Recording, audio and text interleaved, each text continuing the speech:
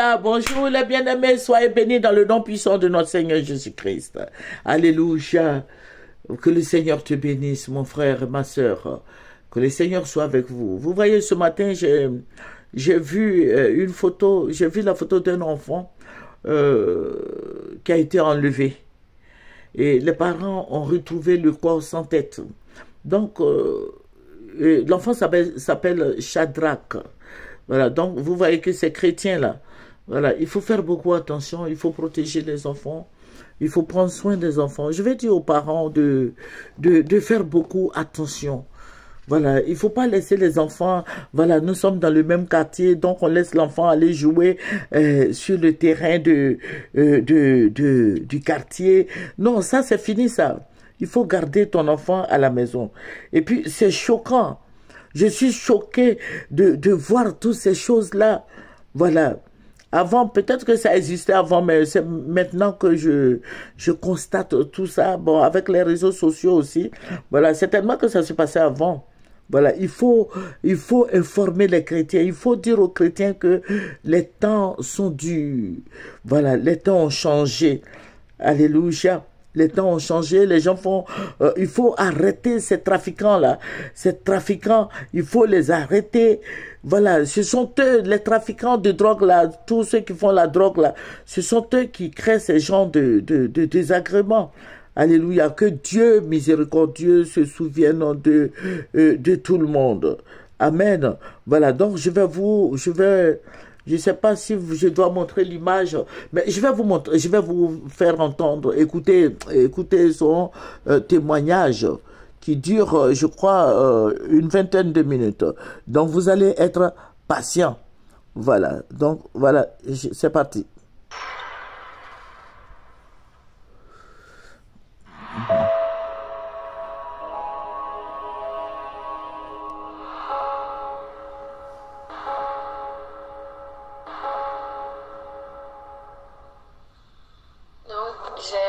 J'ai pris le taxi, j'avais fini mes courses. Je rentrais à la maison à Sotrapine d'Autriche. Et puis j'ai pris le taxi au niveau de la zone. Sur le côté où il y a l'agence SGBCI là, pour pouvoir rentrer à Sotrapine. Et là, tout ce que j'ai remarqué sur le taxi, c'était écrit taxi climatisé. Le chauffeur avait une bonne prestance, il était bien habillé en tout cas, donc ça m'a rassuré. Je suis montée sans vraiment regarder la plaque, j'ai même pas regardé même la plaque du véhicule, la marque du véhicule, rien. J'étais pressée, voilà, j'étais pressée, donc je suis partie et un peu plus devant, il y a une autre station, avant de trouver les CIMAF et consorts là. Il y a une autre station là, on a tourné à gauche. Il m'a demandé au préalable. S'il pouvait tourner parce qu'il soupçonne un embouteillage devant. Mais on n'avait pas encore vu la queue ici. Donc j'ai dit, bon, ok, du moment où on arrive vite, je sais aussi qu'il y a des travaux sur le tronçon, donc ça peut créer effectivement des embouteillages. Donc on a contourné. Et c'est au moment où on était en train de contourner, j'étais sur le téléphone et quelqu'un a mis la main par derrière avec une sorte de lotus ou chiffon ou quoi, avec un produit certainement, pour m'asphyxier. Voilà, et j'ai essayé de me débattre pendant quelques minutes, mais je n'y arrivais pas. Et je me suis réveillée des heures plus tard, nue, dans un camion. Un camion, je ne maîtrise pas trop les types de voitures, mais c'est sous forme de benne, avec les bâches en haut, les trucs en sec comme ça. Et c'est dedans qu'on était, avec 4 autres filles. Il y a une qui était encore endormie. Non. Il y a une qui était encore endormie. Moi, j'étais en train de me réveiller. Et puis, les 3 autres, elles étaient déjà réveillées. Donc, certainement que moi, je suis venue après les 3 autres. Et puis, la dernière, elle est venue. Mais moi, j'étais en train de me réveiller et j'ai constaté les pieds bandés. C'est ça, les pieds attachés. Attachés, voilà, attachés. Et puis les mains aussi attachées. Et avec la bouche. Mais ils nous ont laissé les yeux dans la voiture. Dans le camion? Oui, dans le camion. Et au bout d'un moment, on a fait une distance. Et on a pris, c'est comme si on est sorti de la route. Et on est allé, on a garé quelque part, ils nous ont bandé les yeux, ils ont enlevé le bandage qu'il y avait au niveau de la bouche pour nous mettre au niveau des yeux.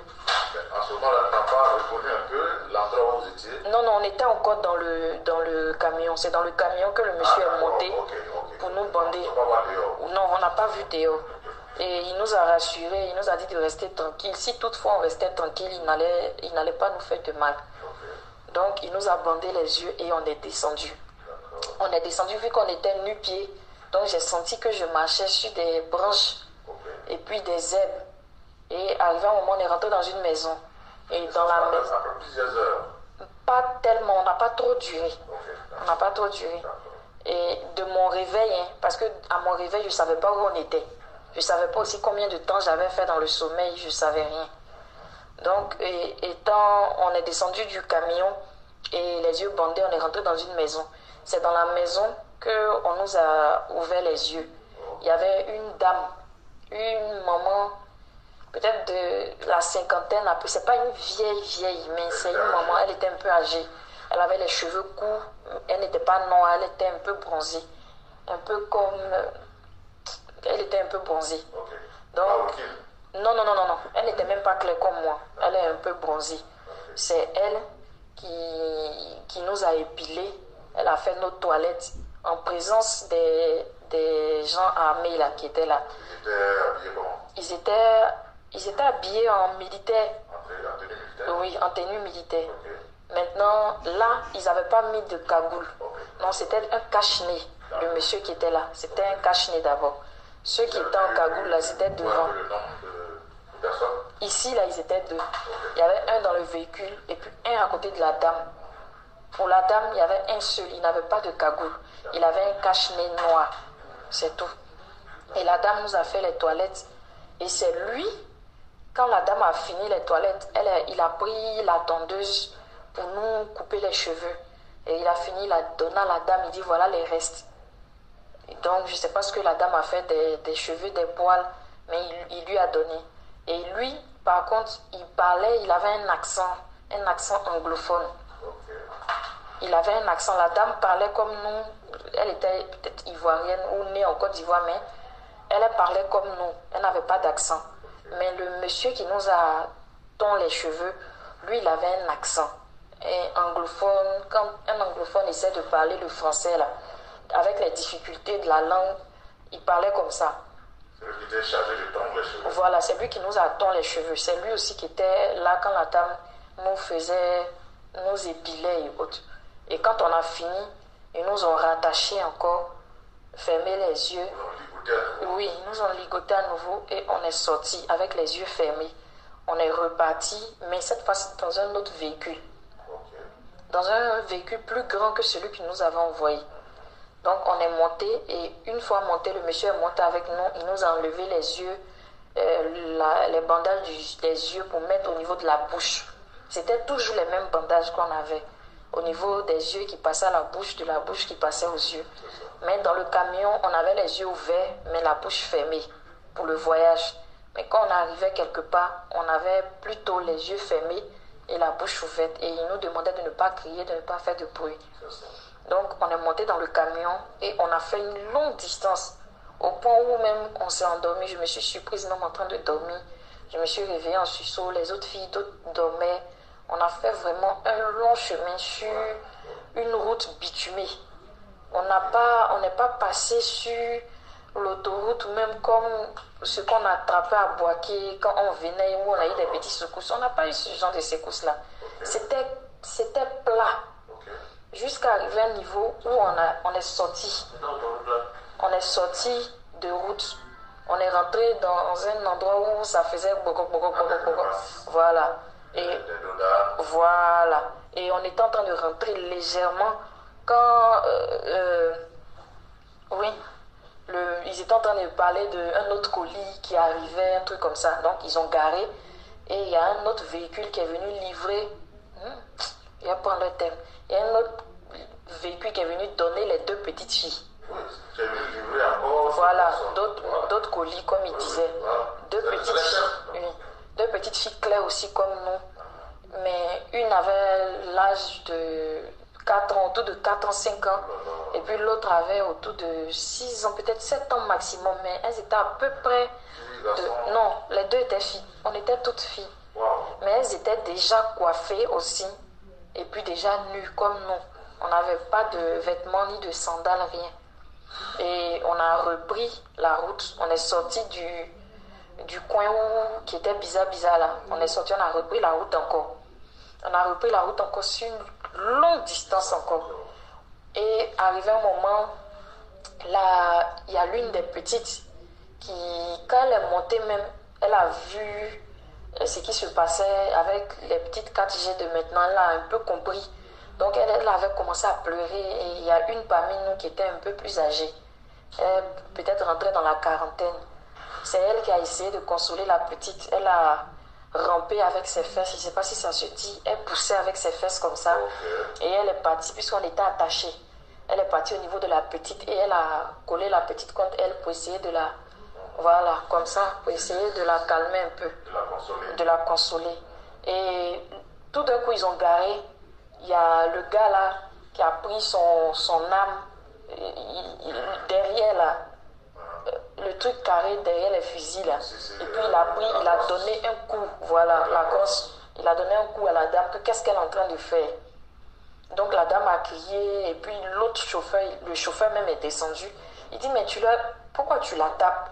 On nous avait demandé de ne pas faire du mal, de ne pas les brutaliser, mais pourquoi? Et le monsieur a dit, mais est-ce que tu as vu ce qu'elle était en train de faire? Elle était en train de faire quelque chose, que j'ai vu par derrière qu'elle était en train de faire quelque chose.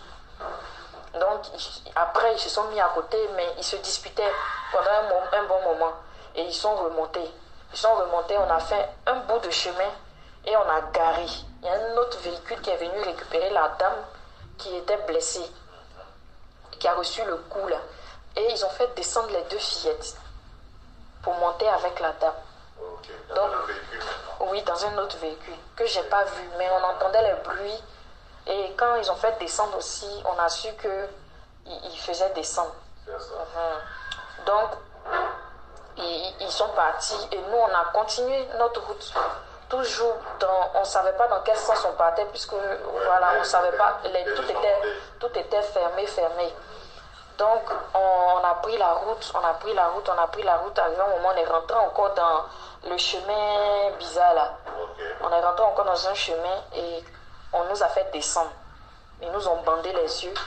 Ils nous ont fait descendre. Donc, quand ils nous ont fait descendre, on est arrivé à un niveau et il y avait deux messieurs en cagoule. Cagoule un peu comme pour... Les cagoules là sont... en treillis, tatoués en treillis comme ça. C'est pas les noirs comme les bandits potes là. C'est des cagoules comme les militaires. Ils étaient habillés comme des militaires. Et en tenue militaire? En tenue, oui. Et avec les calaches, je ne sais pas si c'est calache, mais c'est pas long. Ça, c'est pas les calaches. Bon, je connais pas. C'est pas pistolet. Ça doit être les Uzi. Au milieu là. Les Uzi ou les fusils à pompe. Pourtant, je ne connais pas les noms. Donc, c'est pas trop long. Ça vaut d'ici comme ça. Eux, ils étaient là avec deux. Avec un sur sa poitrine. Et on est rentré. Il y avait un monsieur en blouson avec cagoule aussi. Donc, ils nous ont fait asseoir et on devait passer. Ils nous ont pris la tension, la température, le poids et puis l'âge. Et après, il nous a demandé de nous étendre sur les lits picots. On devait passer chacune à son tour pour faire une sorte de visite médicale. Donc, ils nous ont palpé les seins, ils nous ont touché. Le docteur, celui qui était en blouse blanche, oui, en blouse blanche là. Et arrivé à mon niveau, il m'a demandé, mais vous avez fait une césarienne? J'ai dit oui, que je suis maman. Ça c'est au milieu de la forêt là-bas? Oui, quelque part là-bas. Je ne savais pas où on était d'abord. Voilà, donc il m'a dit ok, descendez. Et puis il m'a mise à côté et il a appelé d'autres. Et quand il a sorti la tête pour appeler l'autre, il a dit au monsieur, ça c'est un déchet. Il n'a pas trop parlé. Il est rentré, il a fini et il y a deux qu'il a gardé. Et il y a une autre qui est venue, elle était tatouée. Et elle est venue aussi à côté de moi et il a dit, bon voilà, j'ai fini mon point, il y a 2 qui sont bons, il y a 2 qui sont pas bons, il y a 2 déchets. Donc vous devez vous débarrasser des 2 déchets là rapidement parce que ça va pas plaire au boss. Donc il y a l'autre qui a dit, mais est-ce qu'on va pas attendre de les emmener parce qu'on n'a pas d'autres, tout ça. Il a dit, non, mais c'est pas aujourd'hui que j'ai commencé à travailler avec le boss. C'est pas ce qu'il aime qui est là. Donc on peut pas les garder. On peut pas les garder. Et donc à partir de là, ils nous ont pris nous 2 pour sortir. Mais ils ont oublié de nous attacher, voilà, comme le protocole habituel. Parce que apparemment, on partait se débarrasser de nous. Donc il n'y avait pas à attacher encore nos yeux. Et la jeune fille qui était à côté de moi tatouée, elle a paniqué. Elle a commencé à crier. Et le docteur a dit, mais faites la terre, vous allez faire, on va nous repérer, voilà. Donc faites la terre. Et moi aussi, ils m'ont pris, ils m'ont bâillonné la bouche, les yeux. C'est maintenant même qu'ils nous ont tout attachés. Et elle continuait à crier et sa voix s'éloignait, puisque j'avais les yeux maintenant fermés. Sa voix s'éloignait jusqu'à arriver à un moment où j'ai entendu un détonnement. Je pense qu'ils ont dû la battre. Et l'autre monsieur qui était resté avec l'âme là, c'est lui qui m'a mise dans la voiture, dans une petite voiture qui était là. Et il est monté devant. Et après le coup de fusil? Moi aussi, il partait me débarrasser, mais je ne l'entendais plus crier. Mais le monsieur qui l'avait pris, lui, il était là-bas avec elle. Il restait un avec moi. Donc, lui, il m'a pris dans le véhicule pour aller se débarrasser de moi un peu devant. Donc, on a roulé un peu longtemps, pas trop longtemps. On a roulé quand même un peu. Et puis, il est descendu avec une sorte de pioche parce que j'entendais les bruits et il a commencé à creuser. Pioche ou bien perle, quelque chose qui peut creuser. Et il a creusé, voilà. Et il a creusé jusqu'à... Et il m'a demandé, il a arrêté de creuser, puis il m'a dit, Madame, votre césarienne là, c'est quoi au juste? Et puis j'ai dit, j'ai un enfant, j'ai un petit gosse de 4 ans. Et puis il a dit, ah bon? Et puis j'ai commencé à le supplier. C'est là en même temps j'ai enchaîné, pardonnez, ne me tuez pas s'il vous plaît, ayez pitié. Et pendant tout ce temps j'étais attachée, je me suis mise à genoux, j'ai commencé à pleurer mais je ne criais pas. Je lui demandais pardon, que j'allais partir loin, tout. Et j'ai commencé à pleurer. Et il a défait mes pieds et il a enlevé là le bandeau sur mes yeux. Il a défait les pieds, il a enlevé le bandeau sur les yeux. Mais mes mains étaient toujours attachées. Et il m'a fait signe pour dire qu'il n'a pas serré le fil, mais d'attendre quand il va partir. Voilà, quand il va prendre la voiture pour aller un peu plus loin, que j'entends plus les bruits de voiture, là je pourrais courir. Il a pris les pelles là, il a rebouché le trou comme s'il avait enterré quelqu'un. Il a tiré en l'air et puis il est monté, il a démarré sa voiture et puis il est parti. Donc, quand il est arrivé à un niveau où j'entendais plus vraiment, c'est comme ça. Moi aussi j'ai commencé à courir, j'ai pas voulu rester là. J'ai commencé à courir, je suis rentrée dans la brousse, mais il faisait nuit, terriblement nuit, je savais pas où m'orienter. Donc je courais à l'aveuglette. Au bout d'un moment, la fatigue, puisque ça faisait 4 jours que j'avais pas mangé, j'étais vraiment fatiguée, épuisée, et je me suis écoulée. Peut-être que s'ils étaient passés par là, ils m'auraient pris en même temps, mais je me suis écoulée. Et Dieu qui ne dort pas, j'ai dormi sous l'effet de la fatigue et arrivé à un moment, j'ai sursauté, je me suis réveillée en sursaut au milieu de la forêt, mais il faisait jour, il y avait le brouillard, le jour se levait, il y a le brouillard là-bas. Donc le jour se levait, il y avait le brouillard, il dit, oh Seigneur, il fait jour. Donc je me suis levée, j'ai commencé à marcher, je priais, je pleurais, je pleurais au fond de moi. Je priais et j'ai marché. Le soleil s'est levé, le soleil est descendu le soleil était en train de partir presque. Un peu comme quand le soleil devient orange là. Quand ça descend et puis le coin devient... Oui, il faisait soir, vers 17 à 18 heures. C'est comme ça, il y a une dame qui était sur son vélo avec un monsieur, son mari peut-être. Et puis je suis sortie sur la clairière là, je les ai vus. Donc je leur ai demandé de l'aide, mais ils m'ont pris pour une folle puisque j'étais nue. C'est ça. Mais ce monsieur qui a demandé à la dame, au moins on peut la couvrir. Et la dame a pris son panne, elle m'a fermé.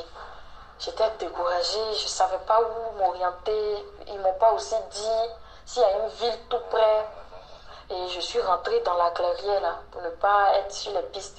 J'ai commencé à marcher jusqu'à il faisait nuit.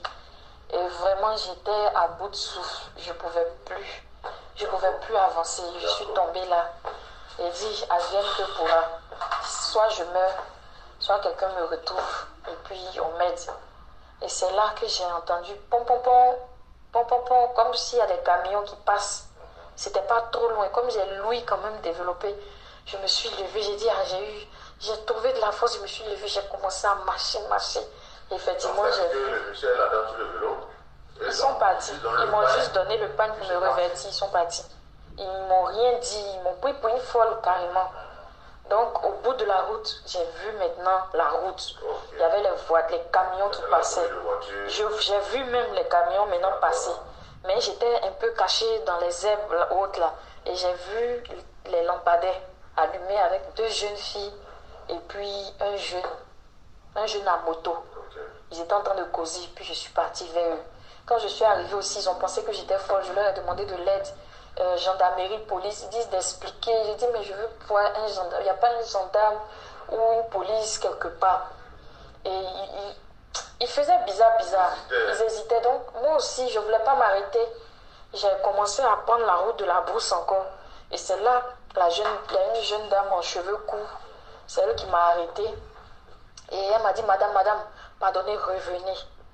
Et je suis revenue vers elle. Ils étaient devant un hôtel, ça s'appelle Asena. Asena. On dit Asena en Bangladesh. Donc elle m'a dit de m'asseoir. Je m'appelle comment? Je dis, je m'appelle Euma Christine. Là, elle a dit aux 2 autres là, mais si elle a dit son nom, c'est qu'elle n'est pas folle. C'est comme ça, elle m'a dit, madame, asseyez-vous, je vais appeler les gendarmes, ils vont venir. Donc elle a appelé les gendarmes, ils sont venus en véhicule et c'est eux qui m'ont pris. On est arrivé à la brigade, ils m'ont nourri, ils m'ont donné de l'eau, un matelas, dans une salle climatisée pour que je puisse me reposer. Puis après, ils ont commencé à faire les auditions. J'ai donné le numéro de Clément. J'étais à la gendarmerie. Oui, de quelle ville? Oui, Djebonois. Voilà, Djebonois. Quand j'ai demandé à la fille où on était, elle m'a dit Djebonois. J'ai dit c'est où? Elle m'a dit c'est vers Boaki. Et c'est dans la gendarmerie que j'ai demandé aujourd'hui et quand. Et puis il m'a dit jeudi nuit. On est au jeudi. Je dis mais je suis sortie lundi. Je sais pas, j'ai pas vu le temps passer, tout ça. Donc j'ai essayé de leur expliquer. Ils m'ont dit de me reposer, de manger. Et puis ils allaient prendre l'audition de me reposer d'abord. Comme j'étais un peu paniquée, troublée, il y a le monsieur MDL Mao. C'est celui-là qui s'est occupé de moi, vraiment. Il s'est bien occupé. Il m'a traité comme une petite soeur. Il s'est occupé de moi. Il m'a donné des habits. Les tenues de militaires gendarmes là, orange comme ça, c'est ce que j'ai porté. Et puis il allait acheter les quais pour me donner, j'ai porté les quais. Il a envoyé 2 draps de chez lui pour me couvrir, pour mettre sur le matelas. Et il est resté avec moi jusqu'autour de 2 heures. Il n'était pas de garde, donc il m'a dit il allait aller se reposer parce que demain il devait monter pour remplacer ceux qui sont là. Et il est rentré et puis les autres se sont occupés de moi.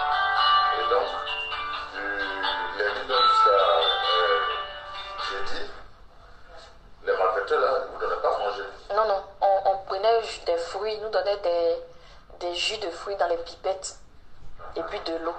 On n'a pas mangé. Ok. Donc c'est comme ça que quand tu as donné le numéro de Clément, Il a donné le numéro de Clément et puis l'adjudant, le MDL Mao l'a appelé. Il y avait 2 numéros en tête, son numéro et puis le numéro de maman, mais comme elle a l'attention, elle a préféré. oui, pas que. D'accord. Merci. Samedi la matin, oui, au matin de ce vendredi-là. C'est ça, non? Aujourd'hui, vendredi. Ce matin-là, quand je me suis réveillée, avant que mes parents n'arrivent, il est allé me faire à manger. Il a acheté du pain, oui, du pain, café. Il m'a demandé si je voulais autre chose, si je voulais appeler un parent. Comme il ne venait pas, si je voulais peut-être appeler ma maman, ou si je veux naviguer. J'ai dit non, que ça va. Et il est resté, on était en train de regarder la télé ensemble. Et pendant ce temps, ton portable, tout ça là, ils ont... Oui, j'ai demandé à parler à Clément et puis Clément m'a dit qu'il était en route. Il a lancé le numéro de Clément, voilà, qu'ils étaient en... Et Clément m'a dit... Ton portable, tout ça là, ça c'est... Non, non, tout était mort. Ils ont récupéré nos affaires, nos bédous, tout ça, ils ont jeté quelque part parce que l'autre, quand la dame devait nous épiler, le monsieur a demandé, vous êtes débarrassés de tout, leurs affaires, et puis il a dit oui, on s'est débarrassé de tout. Donc il n'y avait rien qui pouvait les localiser vers nous. C'est ça. Donc c'est un peu ça. D'accord. Merci. Il y a quoi à faire. Merci.